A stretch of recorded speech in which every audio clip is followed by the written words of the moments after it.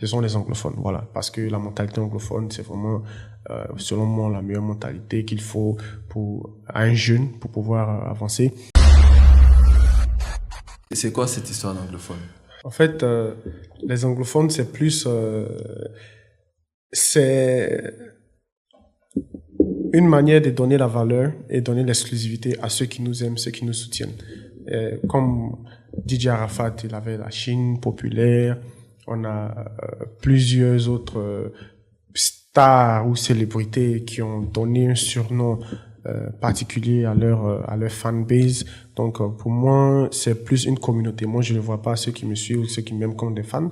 Je les vois comme des frères et des sœurs et je considère les 13 comme une communauté. Donc ceux qui nous rejoignent dans la même vision, ce sont les anglophones, voilà, parce que la mentalité anglophone, c'est vraiment, selon moi, la meilleure mentalité qu'il faut à un jeune pour pouvoir avancer.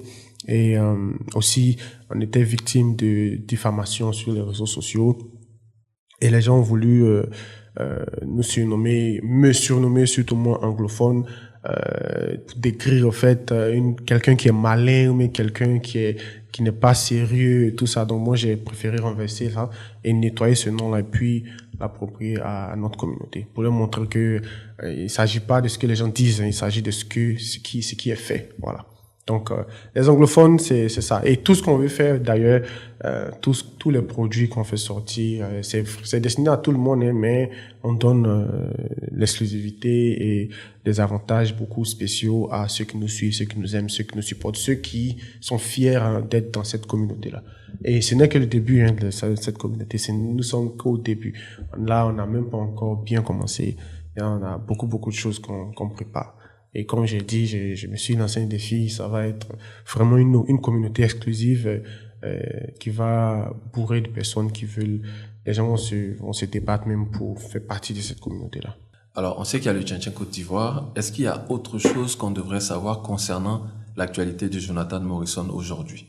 Je suis beaucoup plus réservé maintenant, voilà, parce que j'ai beaucoup de travail à faire, beaucoup de responsabilités. Donc, c'est juste, je préfère dire, est-ce qu'il y a l'actualité du 13? Voilà, le 13, ouais, la compétition. Après la compétition, on prévoit faire la cérémonie Hall of Fame en février, après le championnat national, après la version basket de la CAM Tchin-Tchin, la CAM Côte d'Ivoire que vous connaissez. Et puis ça c'est parallèlement à tous les autres projets qu'on va déployer, en fait. Voilà. Toujours dans cette posture d'innover et d'apporter quelque chose de nouveau, j'ai vu également que tu voulais faire la Champions League. Ça m'a scotché. Je me dis, mais en fait, tu as tellement de bonnes idées, tu as tellement d'idées. Franchement, moi, j'avais hâte de te rencontrer. Merci. Parce que je me dis que quelque part, si je le rencontre, forcément, je vais récupérer quelque chose avec lui. Je vais récupérer peut-être sa vision. Moi, j'apprends de tout le monde. Hein. Je vais récupérer sa vision, sa manière de faire les choses, son énergie. Parce que venir dans un contexte africain et penser qu'on va faire la Champions League du tournoi de Maracana, un tournoi qui était à la limite méprisé, disons-le. Comment te vient cette idée et comment tu penses que tu vas mettre ça en place, sachant que la Champions League, c'est les premiers ou bien les meilleurs de toute l'Afrique. Alors, je sais pas si c'est Afrique francophone, à toute l'Afrique. Bien sûr. J'ai pas les déclinaisons. Je pense que c'est une suite logique, hein. On a fait la première édition. On a été contacté par plusieurs autres pays qui nous invitent à venir déployer ça là-bas. On a fait la deuxième édition et la demande est devenue encore plus forte. C'est vraiment une suite logique parce que nous sommes suivis dans plusieurs différents pays d'Afrique, même en Europe, aux États-Unis. Et voilà, on veut, comme on a dit, la CAM, c'est Compagnie Africaine Morrison.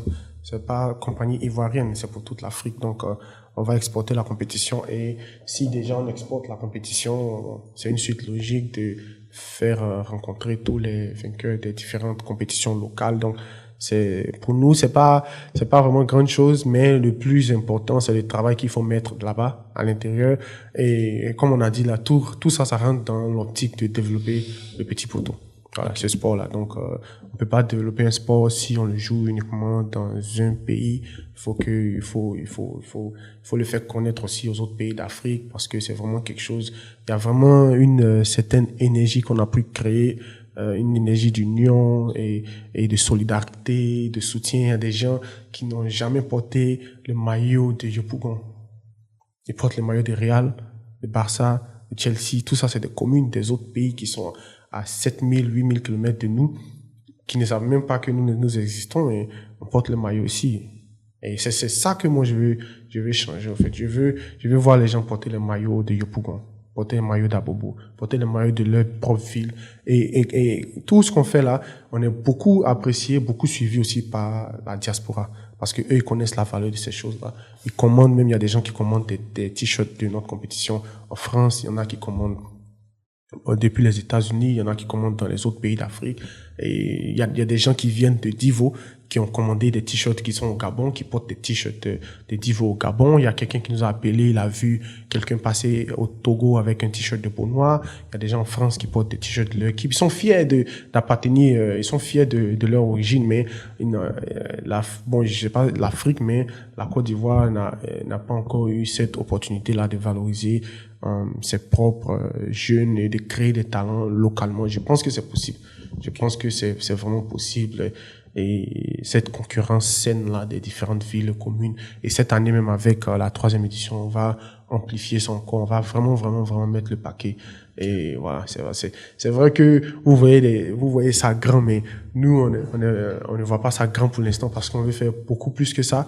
Mais souvent, les moyens, on a tellement de choses à faire. Et on n'est pas subventionné, on n'est pas financé, on avance sur fonds propres. Donc, c'est ce qui nous ralentit un peu. Sinon, si on avait beaucoup plus de moyens, on aurait fait beaucoup mieux que ce qui se passe là.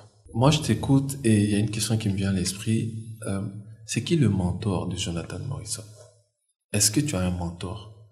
Le mentor étant quelqu'un à qui tu voudrais ressembler ou qui t'inspire ou qui t'accompagne? Bien sûr, j'ai un mentor, même si c'est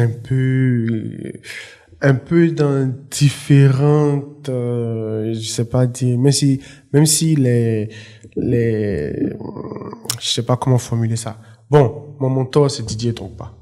Voilà. Mais lui, c'était un footballeur professionnel et tout ça. Moi, je suis pas footballeur professionnel, je suis beaucoup plus entrepreneur. Mais s'il y a quelqu'un à qui je voudrais ressembler, c'est bien sûr Didier Drogba.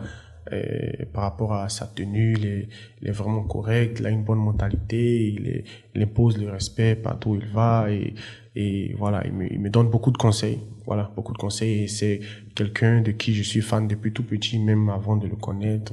Il m'a fait beaucoup aimer le football, il a vraiment une carrure, voilà, extraordinaire. Donc, voilà. S'il y a quelqu'un à qui je voudrais ressembler, c'est bien lui. Ouais. Merci beaucoup à la légende, Didier Drogba, pour son parcours, de nous avoir inspirés et de m'avoir ouvert les bras aussi, pour tous ces conseils qu'il me donne tout ce temps. Voilà. Alors, à un moment donné, il y a des gens qui se sont levés pour revendiquer la paternité on va dire, du projet que tu as mené. D'accord? Et dans l'opinion publique, ce qui s'est dit, c'est qu'à la base, c'était son projet qu'il t'avait approché pour financer le projet et puis finalement, tu as récupéré le projet pour toi et tu en as fait le tien. Et donc, après, c'est parti en justice et tout ça. Qu'est-ce que tu peux nous dire par rapport à cette période-là? En fait, il faut dire qu'il y a beaucoup de mensonges à ce sujet-là. C'est comme une propagande.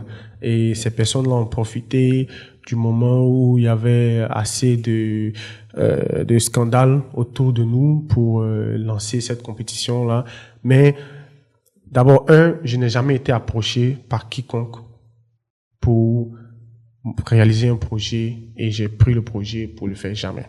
Et la personne même qu'ils ont dit qu'il m'a approché, la personne a démenti parce que j'ai les preuves. Ça, c'est le premier mensonge qu'ils ont dit. Le deuxième mensonge est que la justice a tranché et tout ça. La justice n'a rien tranché. Voilà. L'affaire, moi, je ne suis jamais allé en justice à cause de cette affaire-là, en fait. Ça, c'est le deuxième mensonge. Et il faut dire que on a essayé de comprendre nous-mêmes ce qui se passait et on a vu que c'était juste de la mauvaise foi. C'était des gens qui payent des pages pour faire passer leur propagande. On a vraiment une grande partie des médias ivoiriens qui ne nous soutiennent pas, qui sont entre guillemets entre nous, qui publient, qui relaient des fausses informations pour faire croire à la population que vraiment voilà Jonathan est comme ci, Jonathan est comme ça. Mais en réalité, c'est juste des gens qui sont payés par ces gens-là, voilà, pour essayer de nous arracher le projet qu'on est en train de mener.